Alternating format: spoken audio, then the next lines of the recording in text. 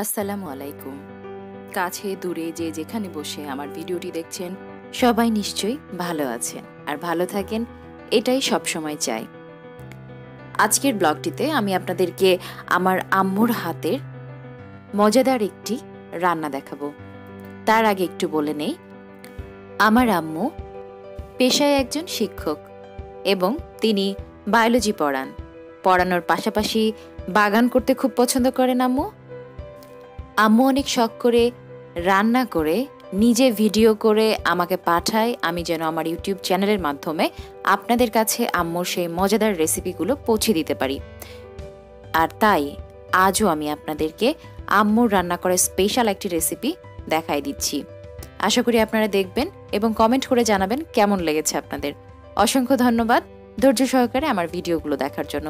চলুন তবে শুনে আসি আর দেখে আসি আম্মুর মজাদার রেসিপি। আসসালামু আলাইকুম।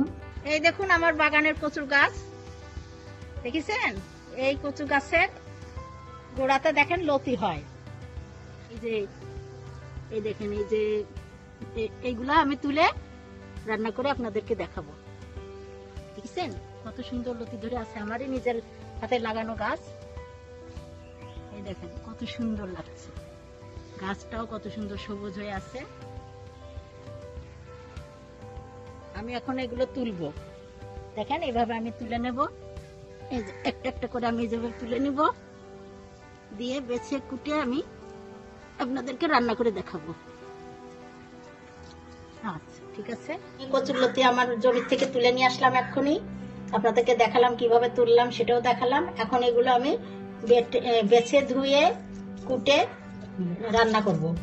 আপনাদেরকে রান্নার পদ্ধতি কিভাবে আমি রান্না করছি সেটা আপনাদেরকে দেখিয়ে দেবো একেবারে সহজ পদ্ধতিতে। আমার এর জন্য লাগবে কিছু পেঁয়াজ কুচি, রসুনের কোয়া, হলুদের গুঁড়া, মরিচের গুঁড়া, আর এই যে বাটা মশলা, লবণ ও সরিষার তেল। আমি এই যে ফ্রাই প্যানে তেল দিয়ে দিয়েছি, চুলোটা ধরে দিয়েছি। এখন আমি পেঁয়াজগুলো সব দিয়ে দেবো। এই 2 টেবিল চামচ মতন বা হাফ কাপ মতন পেঁয়াজ কুচি, এগুলো আমি দিয়ে দেবো। এখন এটা যখন লাল লাল হয়ে আসবে, ভাজা ভাজা হয়ে আসবে, তখন আমি মশলা দিয়ে দেবো। মশলা এবং হলুদ লবণ সবকিছুই আমি দিয়ে দেবো। পেঁয়াজটা ভাজা হতে থাকুক। পেঁয়াজ ভাজা হয়ে এসেছে, আমি এখন বাটা মশলাগুলো দিয়ে দেবো। 1 চামচ আদা বাটা, 1 চামচ রসুন বাটা, 1 চামচ পেঁয়াজ বাটা, 1 চামচ জিরা ও ধনে বাটা, আর সেই সঙ্গে 1 চামচ শুকনো মরিচের গুঁড়া, আর লবণ দেবো 1 চামচ মতন লবণ, আর একটু পানি দিয়ে দেবো। দিয়ে এবার মশলাটা কষিয়ে নেব। মশলাটা কষা হয়ে গেলে আমরা কচুরলতিগুলো দিয়ে দেবো। মশলা কষা হয়ে গিয়েছে, আমি এখন কচুরলতিগুলো ঢেলে দেব।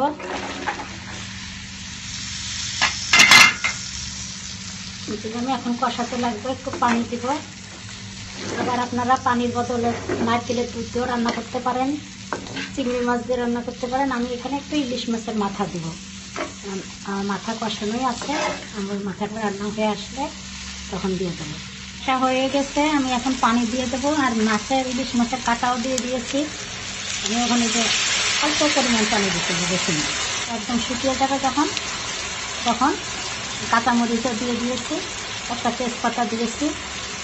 পানিটা যখন শুকিয়ে যাবে তখন আমরা নামিয়ে নেব। দেখুন আমার রান্না শেষ হয়ে গিয়েছে, আমি বাটিতে তুলে নিয়েছি।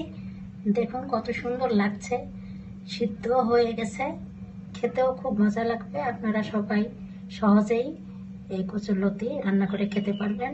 আমার ভিডিওটা দেখবেন এবং রান্না করে খাবেন, সবাইকে ভালো লাগবে। আজকের মতো এখন বিদায় নিচ্ছি, আল্লাহ হাফেজ।